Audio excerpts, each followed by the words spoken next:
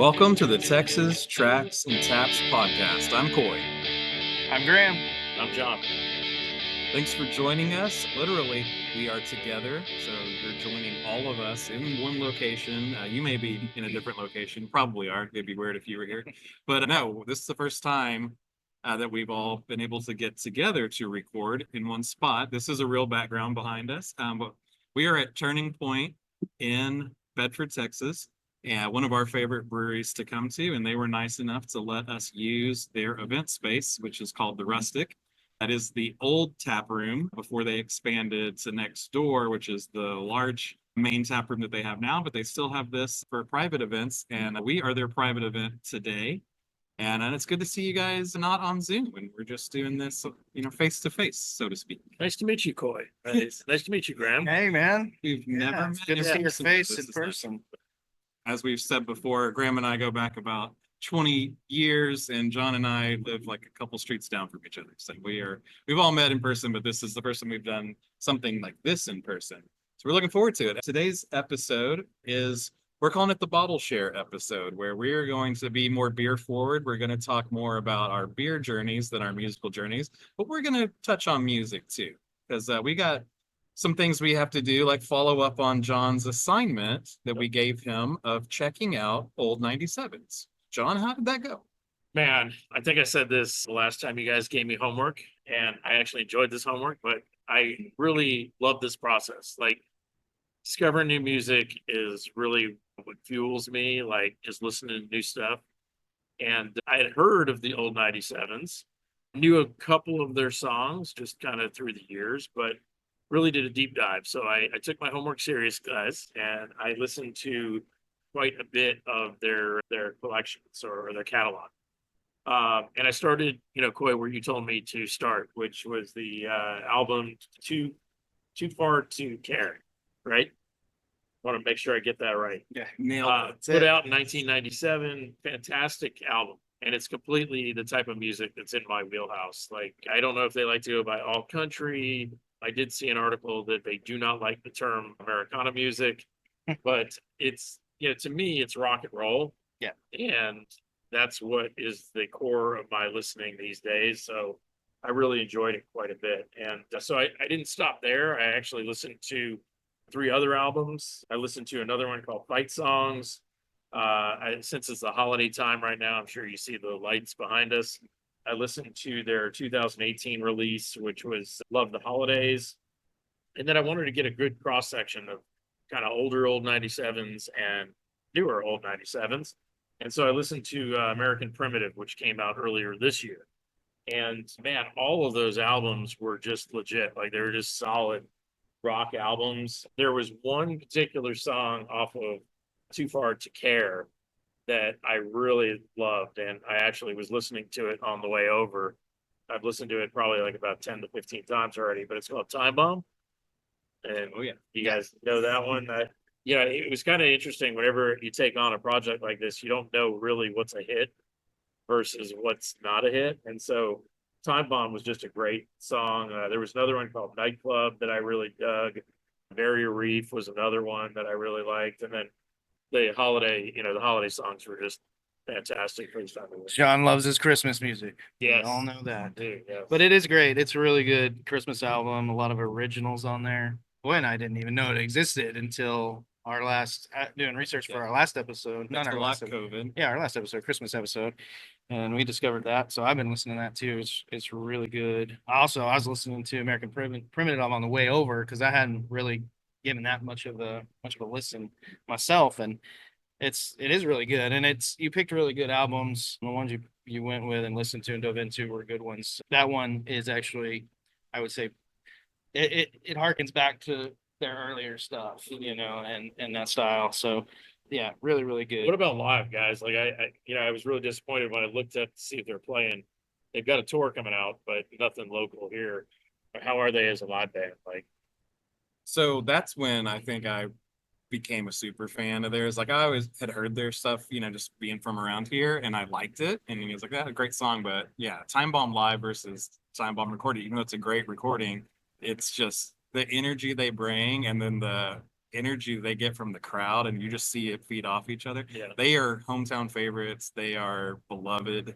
And it's really cool. Like they're just a part of the musical landscape since, the late 90s. And you really get that feeling. There's still a huge appreciation. These guys are definitely still a big deal locally, but also all over. Like to your point, they're starting off a tour and they're going to start on the West Coast and hit, but they'll end up hitting everywhere because there's still an appetite to see old 97s. Yeah. And we've Yeah. talked about how they were in that Vince Vaughn movie because he was such a big fan. So yeah, their reach is far and wide, but when you see them in Dallas or close to Dallas or in Texas, it's a whole nother ballgame, I feel like. Yeah, they'll definitely be adding some local dates and we'll definitely go check them out. Yeah, sure. Yeah. So other than old 97s, what are you guys listening to right now? What's on your playlist? I can go first. So it's funny because this episode took me back to when I started really getting into beer, which was about the same time that I was really heavily into emo. And all those albums are turning 20, 25 years old now that I was really into. So those have been popping back up, and I've been re-listening to, Jimmy Eat World and Taking Back Sunday and Fall Out Boy, things like that. But there are some like a new wave, like they're almost calling it like post emo, but they're that kind of hardcore post punk sound, but modern that we were getting, back then. So these guys are touring with, the acts that we knew 20 years ago that are still touring. And so they're like opening for them, getting some exposure, but they're playing all over. I was looking up tour dates for some of these. They're like all in Europe right now. So they're huge everywhere. But the ones I've really been listening to a lot lately is Hot Mulligan, the Maine, and Stand Atlantic. And that's the Maine, like the state, Maine. But the one I'm going to really feature as far as like a whole album of theirs, like definitely check out those artists. But Bill Murray, not the actor, Bilmuri, he has an album called American Motorsports. And it is like that, hardcore emo style, but also throws in some country, twangy acoustic guitars, sometimes some twangy lead, sometimes saxophone, solos in several songs on an album, not just one, but great stuff. It's kind of tongue in cheek, especially if you watch the video for the song I'm going to recommend, which is, I know it's Thick Boy in parentheses, but it's Better Hell, Thick Boy in parentheses. That's THICCBOI. But he is Johnny Frank, Franck. Might be Frank, I don't know. But he was known as the clean vocalist and rhythm guitar player for Action, which is one of those early 2000s bands. So he's just doing this new thing, and it's entertaining. Like I said, kind of tongue in cheek, but they bring some pretty strong dank riffs, is what he would call them. But also you get some country feel. But yeah, if you watch the video for Better Hell, it's just him mowing the lawn, looking like every dad that I know, with his AirPods in, listening to that song. But every once in a while, he'll just look at the camera and like do like a power crouch and like just bust out these stage moves while he's mowing. And it's fantastic. He's great sense of humor. But yeah, that's what I've been listening to. It's been nostalgic and yet also kind of like modern. So I've enjoyed it quite a bit. Yeah, Bill Murray. You introduced him to me, and with the video of that song. That's how you need to start out. It's hilarious. So yeah, y'all just definitely need to go check that out. And unfortunately, they were in town about a month ago, and we realized it like the day after. I don't know how we missed it, but it would have been a fun show. I did hear a lot of good things online about it. So next time, we'll definitely go check out Bill Murray live. So yeah, I'm gonna start with kind of local acts, since we do have the Texas local focus here at Texas Tracks and Taps. And locally, some of the artists I've been listening to, Vincent Neil Emerson is about to release a new album, and he's put out a couple of tracks off of that. A Rodeo Clown and Big Wheels, great, like just throwback kind of like 70s style country, and I love it. It's really good. I've seen him play live a couple times, and he's really, really good live as well. Trauma Ray, which they're a shoegaze act from Fort Worth. Just, noisy post rock, the kind of stuff that I tend to like and get into. And that record was just really good. Probably my favorite local record of 2024. Not not counting Leon's as a local record because he's way beyond that at this point. Outside of that, Illiterate Light is a band I've been listening to a lot. They put out an album a couple months ago. I'd known them before this album that they just put out. Their stuff before that, though, was kind of just more your standard like indie rock fare. But this album, to me, kind of stood out when I started listening to it. It had a very much like a '90s, mid '90s, like alt rock kind of vibe to it that I really dug. So I'm enjoying that a lot. Johnny Blue Skies, otherwise known as Sturgill Simpson. I mean, that album's just fantastic. I mean, everything he does is pretty much gold. So yeah, I've been enjoying that one a lot as well. And then the new Cure album, which to me is ranks top three in their catalog of albums easily. It's just I'm blown away by how, you know, at their age, at their stage in their career, being able to put something out as high quality as that is fantastic, and I love it. This comes out before Christmas so that Santa knows I want that. Right. We all- We all all do. Yes. Yes. And then, you know, one thing I kind of tend to do, I don't know if you guys ever do this, but you know, sometimes there's bands like in my past, in my history, like from when I was a teenager in my 20s that I kind of got really into. But then over the years, you kind of drift away from them and you're not really, you know, listening to them that much. But you'll hear a song, you know, like it'll in this instance, it was some came up in my release radar on Spotify because they recently put out like some acoustic versions of some of their older hits. But yeah, I like to sometimes just go back and dive back into those artists, you know, that I was into back in the day. And the one I've been doing that with recently is Toad the Wet Sprocket. To me, really great, you know, quintessential 90s band, I think, you know, not their first album, but their third album was kind of their breakthrough record. It's called Fear, and that has the track All I Want, which that's their biggest hit, I would say, for sure, and the one that probably the most people know. And it's a great song. Still love that. And there's some other good songs on that album. But my favorite album of theirs has always been their fourth, which is called Dulcinea. And that's got the singles Something's Always Wrong. That was a pretty big hit, probably second biggest hit for them. And Fall Down was the other single off of that, also a great song. But there's a couple of songs on there that are standouts to me, even above those ones, and that's Fly from Heaven and Crowing. They just got just great melodies, a lot of great instrumentation, and just I like his lyrics, and his lyrics resonate with me a lot. So been enjoying, you know, diving back into Toad the Wet Sprocket. Yeah, and Toad, lead singer, I forget his name, but he's got a fantastic voice. Like, Glenn something. yeah, His last name's escaping me, but it's Glenn something. Yeah. Glenn Glenn Phillips. Phillips. Yeah. He's got an amazing voice. Yeah. They've got actually a lot of songs that are fantastic. So, well, guys, I'm a little bit more boring, and I think you know that on the religious scale of 1 to 10, I'm a 1, low. But when it comes to Christmas, I'm a freak.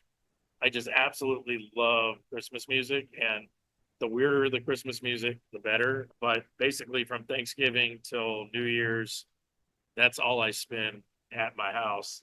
And so I'm deep into the throes of Christmas music right now. And this morning was listening to a little Johnny Cash Christmas. He actually has a couple of different Christmas albums out, and I forget the name of the one that I was actually listening to. But the last one I spun today was Christmas Rap. That's RAP, not WRAP. And although the song became famous from, I think it was an MTV album with Keith Haring's artwork on the front, Christmas in Hollis is on Christmas Rap as well. It's the first track on that LP. So I was listening to that. And I think the second song on there was from MC Light. So it's just old school 1980s rap that kind of brings back a lot of memories of middle school for me. But I've been listening to just nonstop Christmas music outside of old 97s when I'm in the car, that, you know, doing my homework. But that's pretty much all I've been listening to is Christmas music for the past few weeks. So, Man, that's kind of wild. Like Johnny Cash is not someone that I you know relate to like Christmas music. I didn't even know he had Christmas albums. I love Johnny Cash, but you'll have to share those with me because I want to check those out for sure. I've not gotten into his Christmas catalog. he's got a lot of traditional. I think he's got like 2 traditional Christmas song albums, and then he's got one that's like all hymns. And I think that was the one I was listening to this morning. And Yeah. he's got a great voice, but it doesn't matter what he sings. Yeah. But yeah, I was listening to that this morning, and then there was a couple other country artists on that LP as well. But Check that out. Definitely. Very cool. Well, I think we're going to transition away from music to be more beer forward, like we promised we would be, even though we started with kind of talking music, but that's okay. So again, we're at Turning Point, beer in Bedford. I will go ahead and say what I'm enjoying. I'm almost done, Graham. I know you just finished, so we got to get to talking beer so we can Yeah, maybe fill up. get some more beer in these glasses. Yeah. But I am drinking Smash Piece, and it's Citra hops. And I was telling John, Smash is a beer term, single malt and single hop. So they only use one Okay. malt, one hop. And so it's very specific style. Usually you get multiple ingredients, but they just hone in and get the best that they can out of those single ingredients. And this one's really tasty. It's more of a West Coast IPA Yeah. than I think what they're known for, which is their hazies, which we'll talk about definitely as we go on in this show. But Graham, what did you just finish drinking? So I just had Primo, which is a hazy, kind of a lighter. A lot of their hazies tend to be like a little higher ABV, in the 7 to 9% range and beyond if they're, triples and things like that. This is more of kind of a sessionable hazy IPA. Not sure what hops they use or anything like that, but it's just very light, very refreshing in terms of a hazy. And yeah, I mean, just like everything they do, it's on point and really tasty. Yeah. Yeah. Well, and this is my first time trying this beer, but it is called Bock Bock Bock, or should I go Bock Bock Bock? It is a Bock beer, German Bock beer. Fine taste to it. I am a German beer freak. I love anything German. And so, yeah, it's actually I think for a German beer, quite mild, very bocky, I guess would be the term, but delicious first time trying it. So, Nice. yep. Thank you, Yeah. Turning Point. It's Yeah. delicious. Thanks again. Yeah. Can't go wrong here. It's all good. So I think to start talking about our beer journeys, we got to start with our first exposures to beer, which I think me and Graham were pretty similar. I think John, even your background's kind of similar on this, but my first exposure to beer was my dad, watching my dad drink beer. I think he keyed in that I was watching him, had probably saw the gears turning in my head of what he was drinking and why that was like, special dad drink that no one else drank in the house. Right. But you just kind of keyed in on it and just real casually, hey, you want to try it? And I was like, yeah, sure. It's good enough for you. It's good enough for me, Dad. 7-year-old me, and I take one sip of his Miller Lite, and I was like, that is the worst thing ever. Why do you drink it? That's terrible. And he's like, that's right. Don't forget it. And like, don't drink it basically. And so it was this great, like, my exposure to beer was like, I'm never going to drink beer again, which is Right. really ironic when you get to know me. When you look at your Untappd, You met me viewing after, check-ins. anytime after I turned 20 or almost 21. But yeah, we'll get to my Untappd later. That kid is not on Untappd. But no, it worked really well. I think my dad was pretty brilliant exposing me that way to it, knowing that, yeah, it's not built for children's taste buds. It's certainly not built for their brain cells. But yeah, well, there's rules for a reason. But yeah, so I was pretty turned off on it. It worked all the way through high school. I was at parties where beer was available and there was peer pressure to, hey, just drink it. It's just beer, blah, blah. And I'm just like, no, I mean, I would if I liked it, but I don't. I'm not going to do it. And I mean, I was a little bit of a rule follower in straight edge, but that was coming into play too. But it's just that I did not think I was going to like it, so I didn't. And I really didn't like beer until, like I said, I got closer to 21. I'm a December birthday, so all my friends turned 21 before me. And then as we were getting closer and closer, I got a little bit more exposure to beer. The first one I would say I really honed in on and liked was a Bock. That's pretty easy to find in Texas at that time and today, but that's Shiner. Right. So I was like, okay, all right. And so I kind of like gravitated towards that first. And then once I turned 21, there's a downtown Fort Worth institution called Flying Saucer, still there today, but in a different location. But back when it was at the old firehouse, I went there, and that's where I discovered beers from around the world. Really got into German style beers, German Hefeweizens, things like that. but liked Belgian ales. In fact, Chimay was a beer that I brought to share with you guys. We already pre-gamed it and drank it, so I accidentally threw away the bottle. So we enjoyed that. It was a good one. I definitely was the guy that would show up to a house party with a bottle of Chimay, and everyone was like, "What?" Like everyone else is, drinking Bud Light or Bud Ice, but then they're like, "Oh, this is good," So I kind of was exposing my friends to better beers. But back then, it was more imports and domestics. There were microbrews, but they all were on the import side of the menu, even though they came from like San Francisco or something. So that's kind of how in those early 2000s, and when I was coming of drinking age, that was the landscape. So I think Graham, was that something similar for you? Yeah, definitely somewhat similar. Now, my parents didn't ever drink it all in front of me. Interestingly enough, I mean, once I became of drinking age and started showing an interest in beer, my dad would, ask me to go out, hang out, and have a beer with him.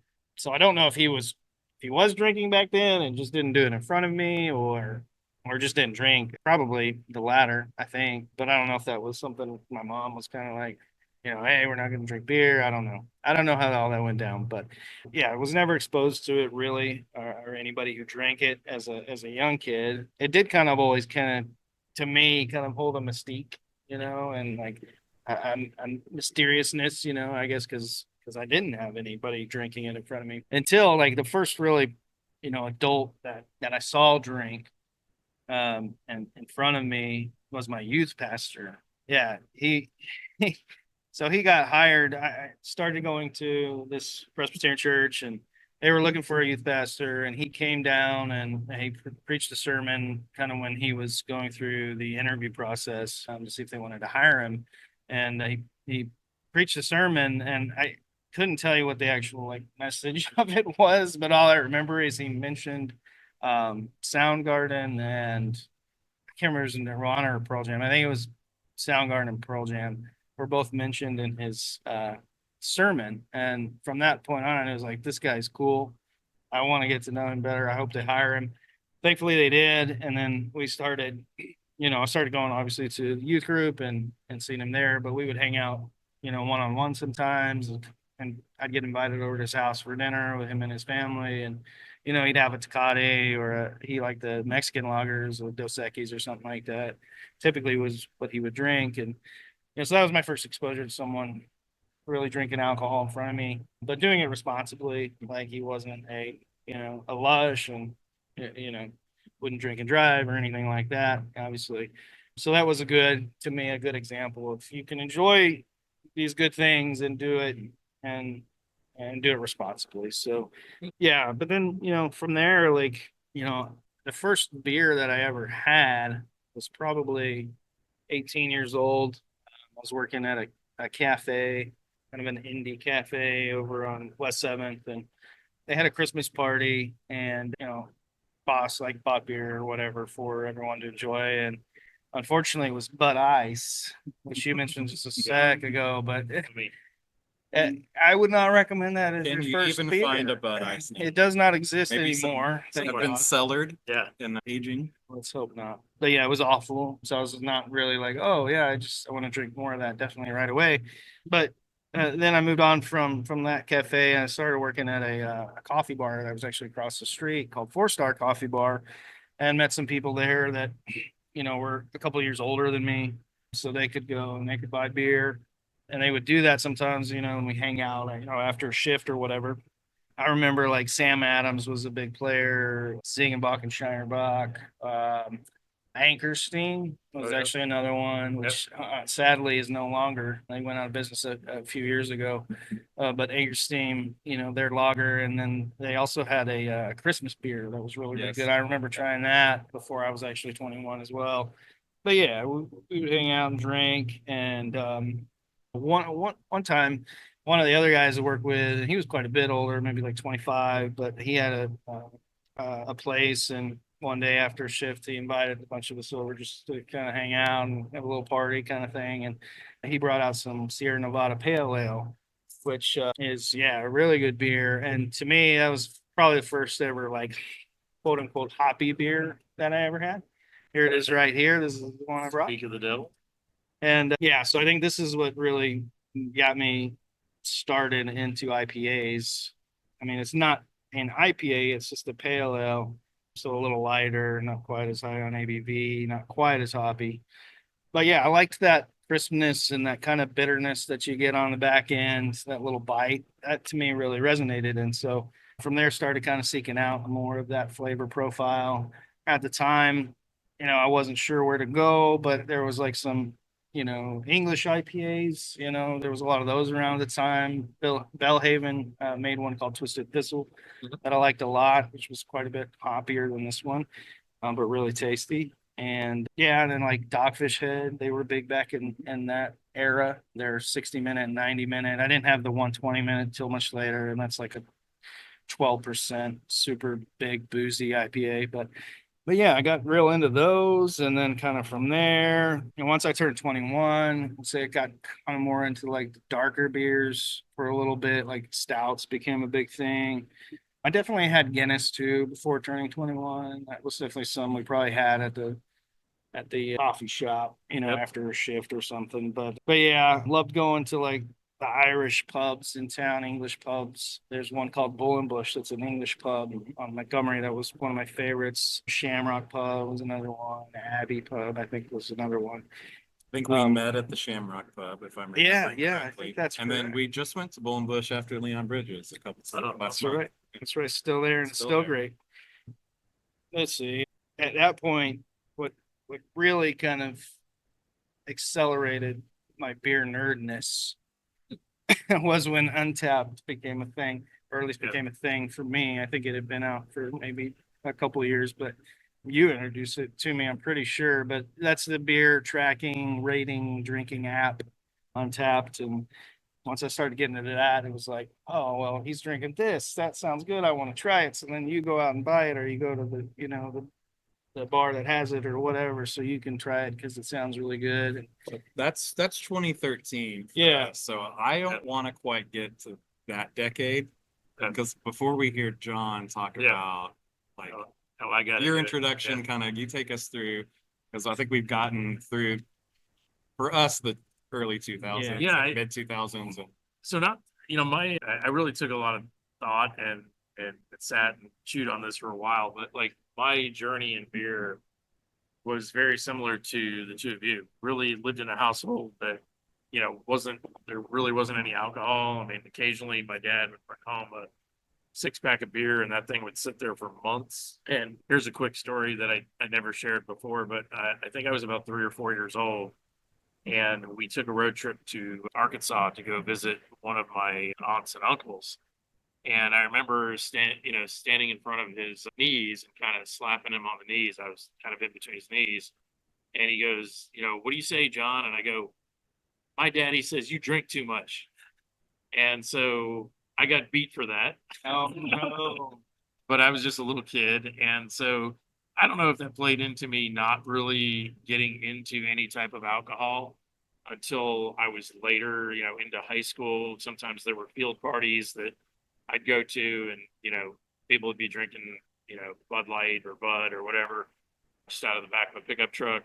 But it wasn't until college that I really started to dive into beer. And if we went through that whole experience, we'd have to do a keg stand because that was really my indoctrination into beer was doing. Did you guys ever do keg stands? No. More than I care to Yeah, I mean, talk about. I had done it 2 minutes. sometimes successfully, sometimes not. But yeah, I mean, you know how it is in college. I mean, you're drinking probably some of the cheapest, crappiest beer that's out there and saying that you enjoy it. But, back in the day for me, I was at University of Georgia and we were drinking Milwaukee's Best, or we used to call it Milwaukee's Beast. Miller Lite, PBR was a big one because I think at the time we could get it for like $1 a can or less than $1 a can. There was a place in Athens called Lowry's, and they actually had nickel night where you could get like little cups of beer for a nickel. So, and underage, I shouldn't even say this on camera, but yeah, I think Lowry's is gone, exposed, but It's fine. No one cares. but yeah, it used to be just a great place. And then I think the premium beer back in the day during that time was like Blue Moon. Yeah. Like that was probably like the best beer that I had. But I Yeah, would that say- was on the import side of the menu. Yeah. That was definitely. Yeah, and I remember, when you used to eat at like TGA Fridays or Applebee's, they used to call Sam Adams an import, like Yeah.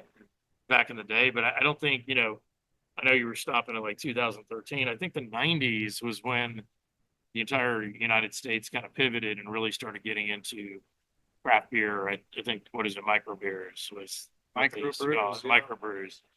And so, yeah, that was really my experience. And then when I moved in the well, it was the 2000, yeah, early 2000s, and I moved to Seattle, my whole world shifted and changed because of the beers that were up in the Pacific Northwest. Oh, for sure.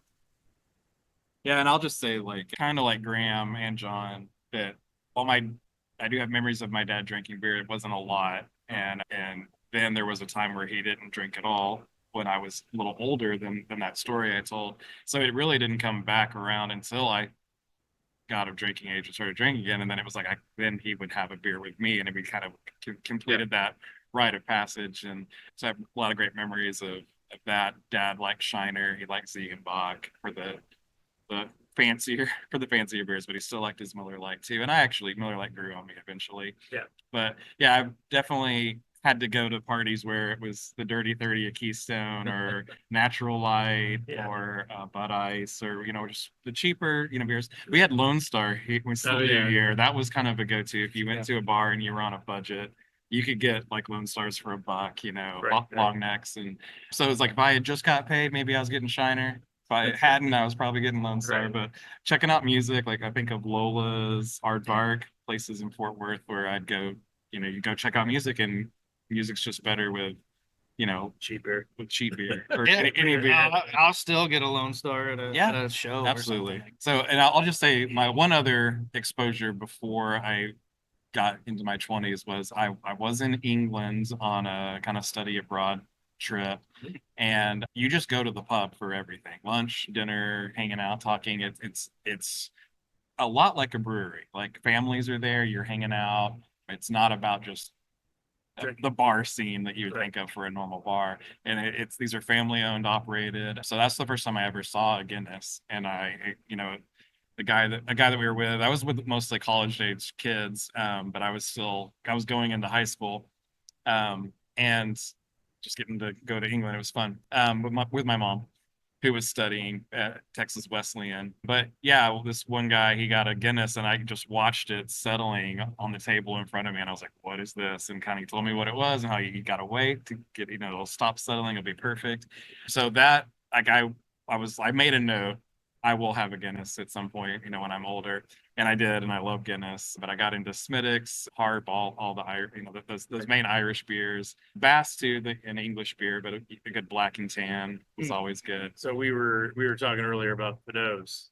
Yeah, that's right. Which I think that was the first place that I had a Guinness. Yeah. And a Bass, And they pour a perfect Guinness. yeah, they were fantastic. I was really disappointed when I found out it was a chain of restaurants. Like I Because thought, your Fido was in Atlanta, Correct, and ours was in Austin. Yep. Yeah, I was really disappointed. Like I was like, I had my own little Irish pub, and then I went to another city. Actually, when I moved to Seattle, they had a Fido's downtown. So. For a while, I think DFW Airport had a Fido, and that was the peak of the franchise. But yeah, I don't know that it's around at all anymore. And I love that place. They had great food, great Guinness and Irish everything. Guinness ice cream was always a nice thing there. Good live music. I saw a great U2 cover band there one time in Austin.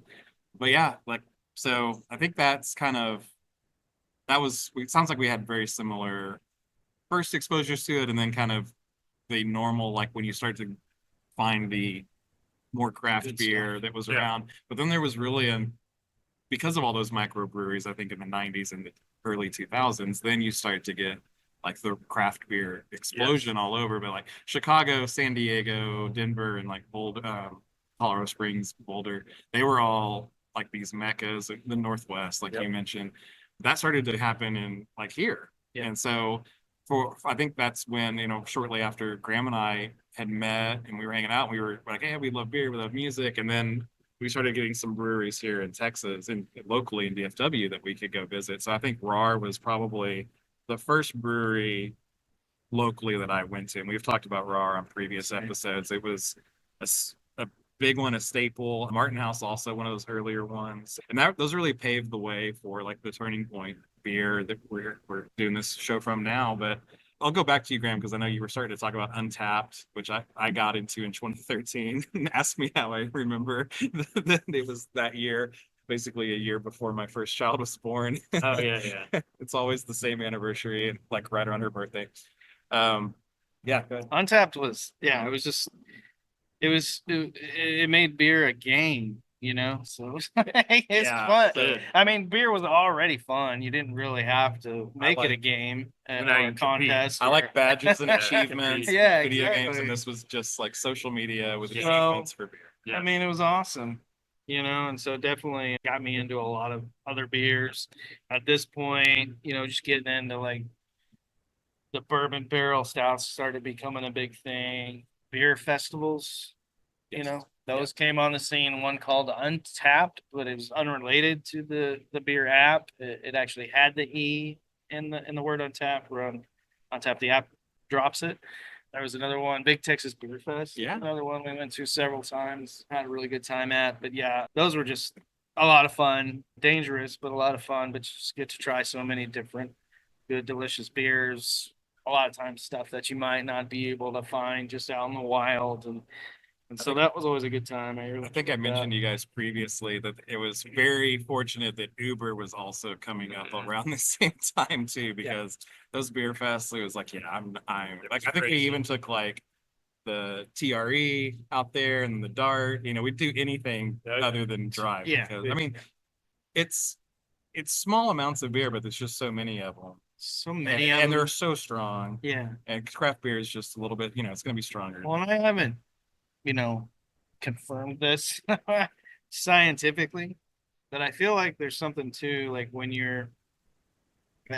when you're drinking varying levels of ABV beers, that somehow it like does something Yeah, to your system You're that probably gets you onto drunk something. faster. And varying styles. Yes. Yeah, because you're bouncing from like barley wines, and I mean, Because your body's like, oh, I gotta process this level of alcohol, and then you go to this level, and then you go, there's all something over the to it, place, I and feel like. it didn't help that back then I was like I didn't do it on purpose, but the Right. higher the ABV, the more I liked beer. So it was always the barrel aged stouts, it was always the barley wines, and those were just the ones I gravitated toward. Yeah. And it was best bang for your buck Mhm. too. But I can't speak to the breweries here locally, but you go back into the 90s and the early 2000s when this was just kind of popping up. I don't know if the ABVs were measured properly in some of those beers, because there were some that would just knock you on your ass. Like it would just, you'd have one or two of them and you'd just be, flying high. So yeah, I can remember at some of those breweries, I was like, that cannot be that low. Like they hit different than what we were Yeah. used to, what you could Mhm. readily find available, because you had to go find that stuff. And Yeah. I think that's the point, it was like they were going to make it a little bit more Right. because it was more special. Yeah. It wasn't mass But produced. we also were in season as we are today. yeah, we were still babies. Professionals. Yes, they were amateurs. I was going to share a couple of beers. Yeah. So these are two that when I started cutting my teeth before I moved to Seattle, I was still in Atlanta, and there was a place called Cafe Intermezzo that's still in, I think they have a couple locations now, but the original one that was in Buckhead, my buddies and I would head down there, and this was the first stout that I actually tried, which is Samuel Smith's Oatmeal Stout, if you're listening and not watching. And then this was Sam Smith's was expensive. I just remember when I had to buy a bottle of it, it was like very expensive at that restaurant. But Newcastle was kind of the beer that I used to drink. And I was very disappointed, guys, that they've changed their label. I haven't bought Newcastle in many, many years, but they used to have a different label for those of you that are old school. But this was the less expensive beer that I would drink to kind of feel like I was like Mr. Upper Echelon drinker. And Graham knows why it's a different label and a Well, different yeah. bottle. It used to be a clear bottle because Yes. it came from Newcastle, England, or Yes. Yeah, it was an English beer, and yeah, it looked very English, the label and everything, like John said. But apparently, they got bought out by Lagunitas, which It's is good a brewery. California / Chicago based brewery, which yeah, good craft brewery. They do a lot of really great beers, but yeah, it is kind of sad that it's not the English. I'm interested to OG try beer. it and Yeah, I see want how to it see compares. if it Well, tastes the I same would because think, there you well, go. not right this that's second. definitely one that I drank quite a bit back in the early days. Later, we'll get to. I'm But not no, but I'm curious. Because I had no idea that they got bought. Drink. Yeah.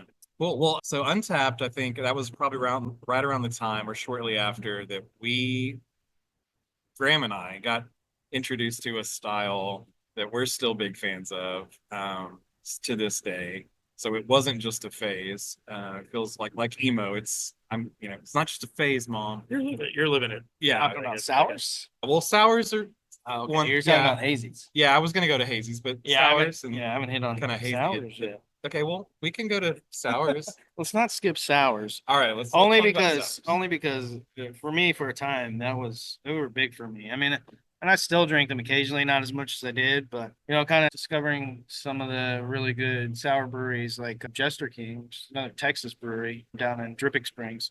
They do great, natural sours, and I had some of their beers. And then, we were talking about 2013, 2014 was when Collective Brewing Project, Yes. which is now, I mean, if you're in DFW, you probably know, but it's now at Tulips, the music venue, it's a great music venue. But we loved Collective when it came into being. They did a lot of really great sours. American Sour Red was one of my favorites. Petite Golden Sour was their flagship beer and also very delicious. And they also did a Pilsner kind of towards the end of their run that was called Commercially Viable Pilsner, which is, first of all, a hilarious name, but one of the better local Pilsners that I had definitely had at that time. So just wanted to make sure we got a shout out to Collective. And we But should- we'll talk about Collective more in future for sure. episodes. But we should mention the Cup of Noodles beer because Oh, that Cup of actually Noodles, yeah. got them national. What is It's like that? Beer Aficionado magazine. Ramen beer. It tasted like a cup of noodles, Really? but in beer, and not in a bad way. Like Oh, you would shit. drink it and be like, I just want more cup of noodles. This wow. is really good. And maybe if you don't like Cup of ramen, noodles. you wouldn't like it. But no, it was crazy.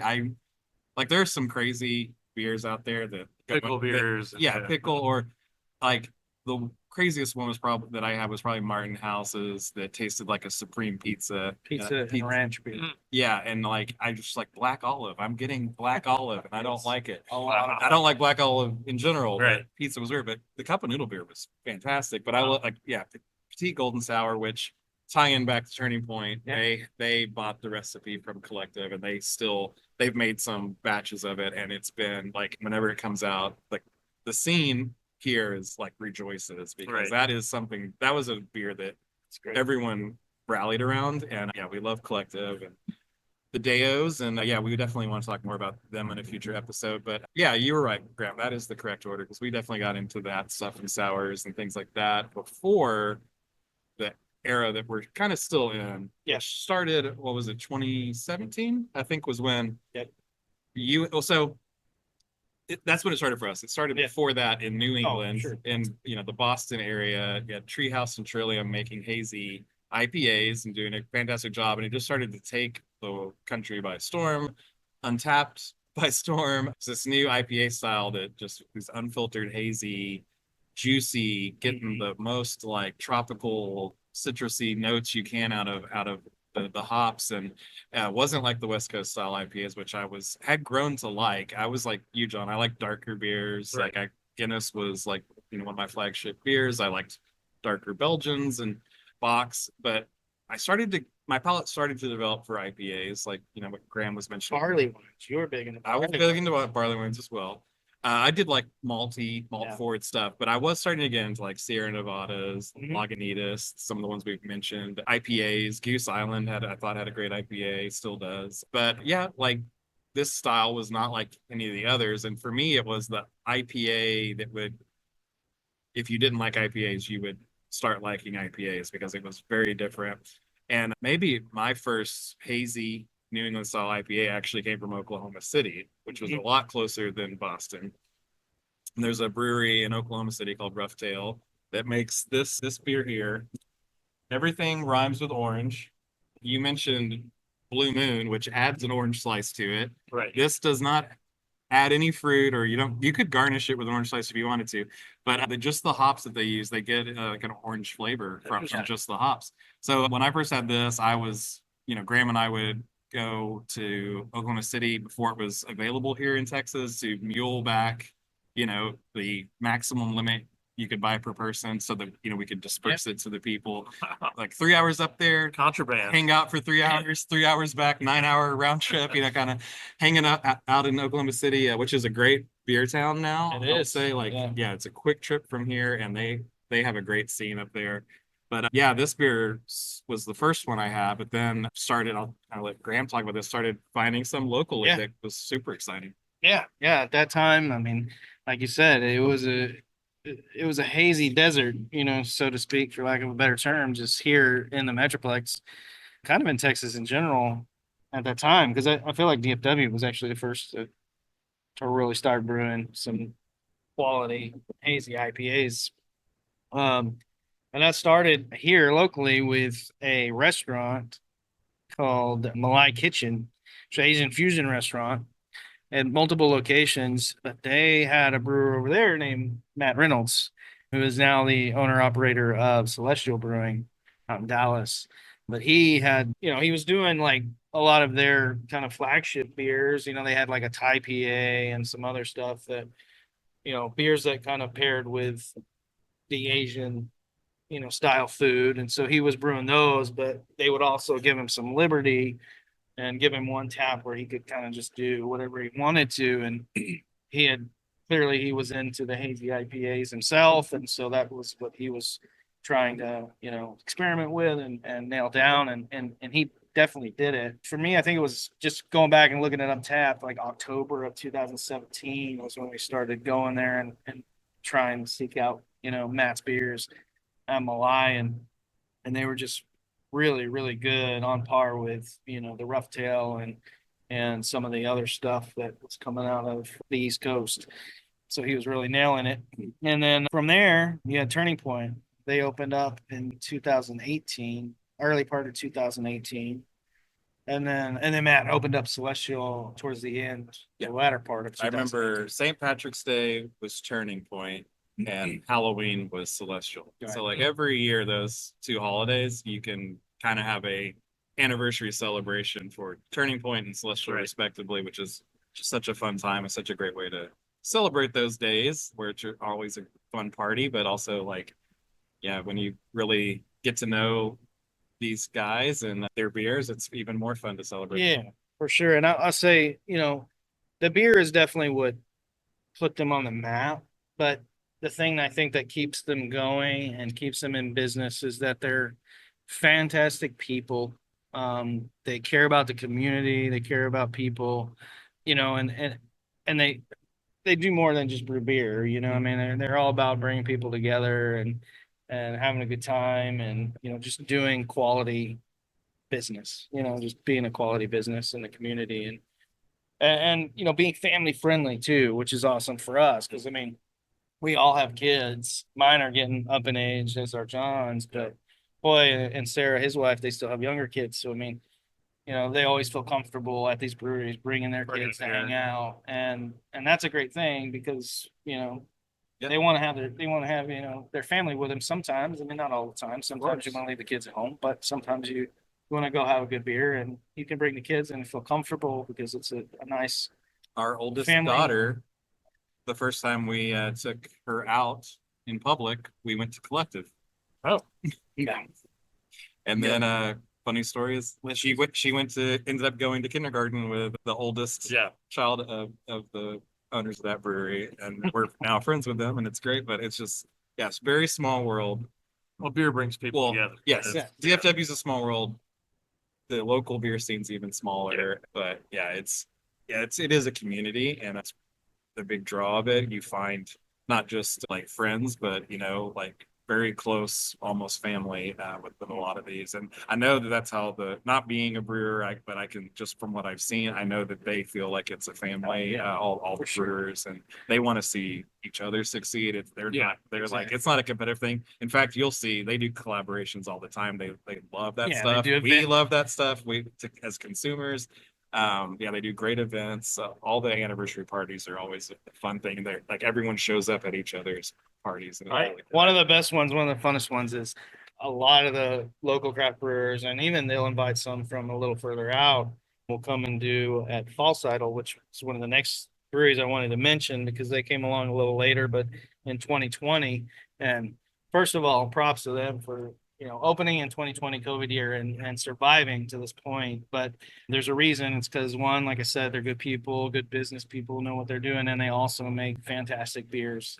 Hazies, stouts, sours, lagers, everything they do across the board is very, very solid. But they do an event. Is it for their anniversary? It is their Yeah, anniversary, and yeah. it's called it's a basketball tournament. Yes. And it's hilarious. And all the local Ridiculous brewery movie. guys come and compete in this basketball tournament. And it's just complete hilarity. And That's great. you can sign up a team. Like we Yeah. could we should next should. year do the Yeah. Texas Definitely. Tracks and Taps. Taps basketball team. We might need more than 3 people, but We'll get we'll enlist some help. But Yeah. yeah, I mean, yeah, you'll see all the breweries will have their own team. But yeah, Rough Tail from Oklahoma City, I've seen them there. Yep. It's such they're so unique. Great Yeah. sense of humor. There's usually live music too at these anniversary celebrations, and so it's like that whole music, local Yeah, music, beer, local fun, beer. Yeah, Another plug for Turning Point. I mean, I feel like I'm exploring and experimenting with new breweries with you guys that you've been to a million times probably or have known them a lot. Turning Point's been the local brewery that I've probably been to the most. But False Idols, I think we met out there once. I've been to Community down in Dallas. I had some good beers, Yeah. down there as well. They're good brewery. And there's dozens of them just around the state that I haven't had the opportunity to either try or had time to get to.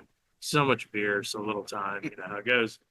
Yeah, we also still need to some point plan the Texas Tracks and Taps road trip, beer road trip. Oh, geez, like We're gonna do that. That's gonna happen. I've for been sure. to some breweries in Houston. I just can't remember their names. Yeah, there's some like, good ones down been- there. Yeah, in Austin. Austin's Yeah. a lot of really good ones. And there, and every point in between, really, you can find some good. a beer road trip, or as I call it, a road trip. Yes. Yeah. Just a road trip. Because every time I go anywhere, it revolves around finding local beer. Yep. Well, The best beer and the best food. That's all we care. Are we good on time, guys? I think so. So, being still newish compared to the two of you guys, I've had a lot of breweries up in the Pacific Northwest that I kind of cut my teeth on that I still love today. Obviously, I'm thousands of miles away from those breweries these days. I'm sure you're familiar with like Rogue Brewery. Deschutes is still one of my favorites. Black Butte Porter. I can't have enough of that in the fridge. It's one of my favorites. McMinimans is another one up there, and McMinimans is actually, they're not just a brewery. I mean, they do their own beer, but they've also bought up like a bunch of old schools and prisons and converted them to hotels. So it's really a great idea where you can not only drink beer, but then you can stay on site and you don't have to worry about driving. So they've done like these boutique hotels all over the Pacific Northwest. And then B2 Brewery in Salem, shout out to them as well. I've been down there a couple times. And a few episodes ago, I actually wore a hat with a school bus on it that is kind of an homage to the movie Into the Wild and the story of Chris McCandless. But I actually bought that hat at an Anchorage brewery, 49th State Brewery. So shout out to those guys up there as well. Some great brews up in the northernmost stretches of the United States. But I cut my teeth, on a lot of those breweries up in the Pacific Northwest, and I'm not mentioning a lot of the local ones that were in my hood that I hit a lot. It's a great place to start. For sure. There's so much good beer out there. they're great beer. But there's great beer all over the place. Like Yeah. as we travel the country, there's great breweries popping up, in the past decade or so everywhere. Yeah, for sure. We've barely touched on all the Oh yeah, great breweries. I mean, we could again, like when we talk about music, we could Yeah, go on and on for hours and hours, but we'll Yeah. have future episodes where we'll still touch on the ones we haven't touched on. But yeah, we'd love to hear from listeners. What was, your first beer that really got you into beer? What are you enjoying now? What have we not checked out that we need to check out. We always love that interaction, music and beer wise. Yeah. So definitely hit us up on our socials, including Untappd. Like we're all on Untappd Yep. individually, but maybe we need to also. How many beers do you have on there? That's a good idea. Well, we only, I am a novice compared to you. Name? I have all the beers I've drank on there. It's like every beer in the country he's tried. I recently hit a milestone of 5,000, but that's a lot. I'm at like 132. That's 11 years and a lot of flights and tasters and festivals where you're just getting, 1 ounce of 18% beer at a time. It's fine. Yeah. Well, before we go, All right. we doing any homework? Yeah, we gotta give an assignment, and I'm just gonna give both of you guys an assignment, mostly because I think I've already sent you guys some stuff on this band, and I just want to make it official, so y'all actually have to like talk about. I actually have to listen to it, and I actually have to talk about it. Not a Texas band, but this is not necessarily a very Texas centric show entirely, so it's okay. We talked about some English beer, not any longer English beer, but California beer. originated as an English beer. Yeah, but it's a British band called Swerve Driver.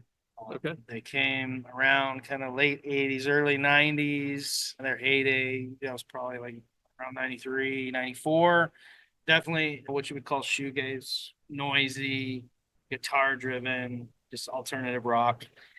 And I love them. My older brother was who introduced me to them. He was a huge fan. Since then, I was actually hung out with the band because my brother himself was in a band, which I think we've talked about a little bit, but he toured over in Europe and got to hang out with the guys. But Mescal Head, I think, is their magnus opum, so to speak. And so I would start there for sure. Before that, Raise is also really, really good. They're still putting out records now, and actually the most recent one I would recommend as well. I mean, they're still making good music, but yeah, I think one of the most underrated bands probably of the 90s. One of the things I did send y'all, and I think y'all already checked out, was Rick Beato has interviewed Adam Franklin, the lead singer and guitarist from the band. He's interviewed him a couple of times now.